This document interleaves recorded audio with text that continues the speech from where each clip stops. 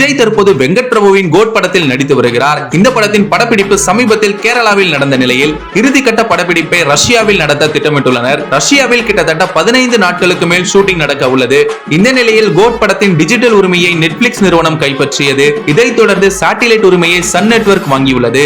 ஆனால் விஜயின் முந்தைய படங்களை விட கோட் படம் குறைவாகத்தான் பிசினஸ் ஆகியுள்ளது. அதுவும் லோகேஷ் விஜய் கூட்டணியில் வெளியான லியோ படத்தை விட மிகவும் குறைவு. இதற்கு காரணம் விஜய் மார்க்கெட் சரிந்ததா என்ற எண்ணம் தோன்றும். ஆனால் பொதுவாக எல்லா படங்களின் ஓடிடி பிசினஸ் இப்போது குறைந்திருக்கிறது. இதற்கு காரணம் சமீபத்தில் தியேட்டர் உரிமையாளர்கள் ஒரு கோரிக்கை வைத்திருந்தனர். அதாவது படம் வெளியான 10 நாட்களிலேயே ஓடிடியில் வெளியாகி விடுகிறது. இதனால் தியேட்டர் உரிமையாளர்களுக்கு மிகுந்த நஷ்டம் ஏற்படுகிறது.